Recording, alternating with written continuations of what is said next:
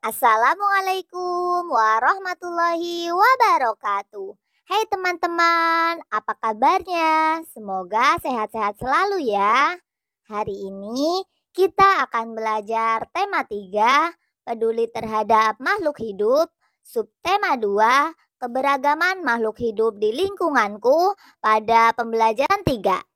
Nah, sebelum memulai, silakan teman-teman persiapkan buku tugas, buku cetak tema 3, dan alat tulisnya ya. Sudah siap ya teman-teman? Untuk memulai pembelajaran hari ini, marilah kita berdoa menurut agama dan kepercayaan masing-masing. Berdoa dimulai.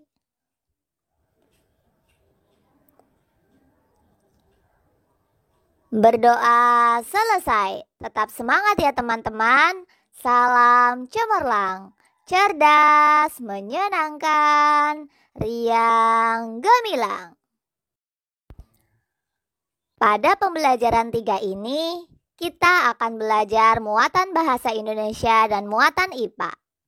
Pada muatan bahasa Indonesia, kita akan mempelajari kompetensi dasar 3.3 dan 4.3, yaitu membuat daftar pertanyaan tentang hewan. Sedangkan pada muatan IPA, kita akan mempelajari kompetensi dasar 3.1 dan 4.1, yaitu mengetahui bagian-bagian tubuh hewan. Muatan pelajaran pertama yang akan kita pelajari yaitu IPA. Katak adalah hewan yang berada di sekitar kita. Selain katak, hewan apa lagi yang berada di lingkunganmu? Mari kita belajar bagian-bagian tubuh hewan. Ayo berdiskusi. Rumah Edo banyak ditumbuhi beraneka ragam pohon. Banyak serangga dan burung yang berdatangan.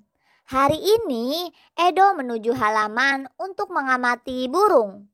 Suatu hari, ketika Edo sedang asyik melihat burung-burung tersebut, tiba-tiba Edo dikagetkan oleh suara seekor burung yang terjatuh tidak jauh dari pohon. Edo menghampirinya. Ternyata burung itu adalah burung merpati yang mengalami luka pada sayapnya. Edo menduga burung merpati itu terkena tembakan pemburu. Edo merawatnya dengan kasih sayang. Sambil merawat, Edo mengamati bagian-bagian tubuh burung yang terluka. Sekarang, bantulah Edo menuliskan bagian-bagian tubuh burung merpati dan lengkapi tabel di bawah ini ya. Nah, agar teman-teman bisa melengkapi tabel bagian-bagian tubuh merpati dan fungsinya dengan baik, perhatikan penjelasan berikut ini. Perhatikan baik-baik ya teman-teman, bagian-bagian tubuh merpati dan fungsinya. Yang pertama ada paruh. Paruh berfungsi untuk mengambil makanan. Selanjutnya sayap. Sayap berfungsi untuk terbang. Selanjutnya ada cakar. Cakar berfungsi untuk mencengkeram mangsa dan bertengger di dahan pohon. Selanjutnya mata. Mata berfungsi untuk melihat. Bagian selanjutnya yaitu badan. Badan berfungsi untuk melindungi tubuh bagian dalam. Selanjutnya yang terakhir yaitu ekor. Ekor berfungsi untuk mengatur pergerakan saat terbang. Sudah jelas ya teman-teman, bagian-bagian tubuh merpati dan fungsinya. Nah, selain merpati, Sita juga akan menjelaskan bagian-bagian tubuh kumbang dan fungsinya. Yang pertama, bagian sayap, berfungsi untuk terbang. Yang kedua, bagian antena, berfungsi untuk mendeteksi keberadaan musuh. Bagian yang ketiga yaitu mata, berfungsi untuk melihat. Bagian yang terakhir yaitu kaki, berfungsi untuk berjalan. Sudah jelas ya teman-teman, bagian-bagian tubuh kumbang dan fungsinya. Selain bagian-bagian tubuh merpati dan kumbang, hari ini Sita akan menjelaskan bagian-bagian tubuh laba-laba dan fungsinya loh. Perhatikan baik-baik ya. Yang pertama yaitu mulut. Berfungsi untuk menghisap cairan dalam tubuh mangsa. Yang kedua, pedipalpus. Berfungsi untuk memegang mangsa atau makanan. Bagian yang ketiga yaitu mata untuk melihat.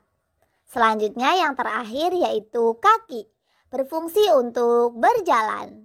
Sudah jelas ya teman-teman, bagian-bagian tubuh laba-laba dan fungsinya. Teman-teman bisa mengamati gambar di samping. Ayo mengamati perbedaan dan persamaan kumbang dengan laba-laba. Sekarang kita akan belajar perbedaan dan persamaan kumbang dengan laba-laba. Kita dapat menuliskannya di dalam diagram Venn. Pernyataan pada lingkaran biru merupakan ciri-ciri kumbang dan pada lingkaran merah merupakan ciri-ciri laba-laba. Sedangkan pernyataan di tengah lingkaran biru dan merah merupakan persamaan antara kumbang dan laba-laba. Mari kita perhatikan diagram Venn perbedaan dan persamaan kumbang dengan laba-laba berikut ini. Sita akan menjelaskan diagram Venn perbedaan dan persamaan kumbang dengan laba-laba. Perbedaannya antara kumbang dan laba-laba yaitu yang pertama, kumbang memiliki 3 pasang kaki, sedangkan laba-laba memiliki 4 pasang kaki. Perbedaan selanjutnya, kumbang memiliki 2 pasang sayap, sedangkan laba-laba tidak memiliki sayap. Perbedaan selanjutnya yaitu kumbang memiliki 1 pasang mata tunggal dan 3 buah mata majemuk, sedangkan laba-laba memiliki 4 pasang mata tunggal. Perbedaan selanjutnya yaitu kumbang memiliki antena pada kepala, sedangkan laba-laba tidak memiliki antena pada kepala. Perbedaan selanjutnya yaitu kumbang tidak memiliki organ pemintal, sedangkan laba-laba memiliki organ pemintal. Nah, selanjutnya Sita akan menjelaskan persamaan antara kumbang dan laba-laba. Yang pertama, memerlukan makanan. Yang kedua, bernafas. Yang ketiga, tumbuh. Yang keempat, berkembang biak. Dan yang kelima, membutuhkan tempat untuk hidup. Nah, teman-teman, dengan diagram Venn tersebut, teman-teman jadi lebih paham ya perbedaan dan persamaan kumbang dengan laba-laba. Teman-teman, tahukah kamu mata pada serangga terdiri dari 2 macam, yaitu mata tunggal dan mata majemuk. Mata tunggal disebut juga oceli yang berfungsi sebagai pendeteksi intensitas cahaya. Sedangkan mata majemuk berfungsi sebagai pendeteksi warna dan bentuk benda di sekitar. Mata majemuk adalah mata yang memiliki ribuan reseptor warna. Mata majemuk terdiri dari banyak satuan mata tunggal. Ratusan bahkan ribuan mata tunggal saling menempel dan bergabung membentuk mata majemuk. Wah, sangat unik ya teman-teman. Nah, teman-teman masih semangat ya? Muatan pelajaran yang akan kita pelajari selanjutnya yaitu bahasa Indonesia. Ayo menulis. Membuat daftar pertanyaan tentang bagian-bagian hewan serta fungsinya. Pada pembelajaran sebelumnya, kita sudah membuat daftar pertanyaan tentang hewan. Kita juga bisa mengenal berbagai macam hal yang berkaitan dengan hewan. Sekarang, kita akan coba mencari informasi tentang hewan yang menarik. Contohnya yaitu kupu-kupu. Nah, kita akan membuat pertanyaan untuk ditambahkan ke dalam daftar pertanyaan yang pernah kita buat sebelumnya. Misalnya, kita buat beberapa pertanyaan tentang bagian tubuh kupu-kupu dan fungsinya. Kita bisa menuliskan daftar pertanyaan seperti berikut ini. Nah, Sita berikan contoh daftar pertanyaan tentang kupu-kupu. Yang pertama, bagaimana kupu-kupu bisa terbang? Yang kedua, apa fungsi sayap pada kupu-kupu? Yang ketiga, apakah kupu-kupu memiliki mulut? Yang keempat, bagaimana bentuk mulut kupu-kupu? Yang kelima, apakah kupu-kupu memiliki kaki? Yang keenam, apa fungsi kaki pada kupu-kupu? Yang ketujuh, mengapa sayap kupu-kupu berwarna-warni?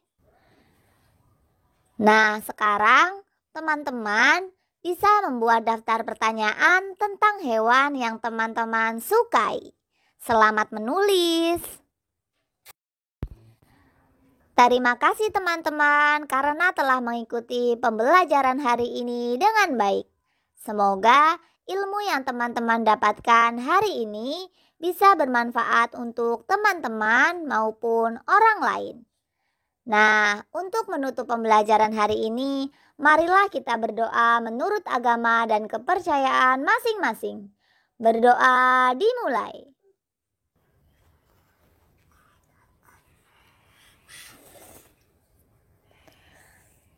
Berdoa selesai. Tetap semangat ya teman-teman. Salam cemerlang, cerdas, menyenangkan, riang, gemilang.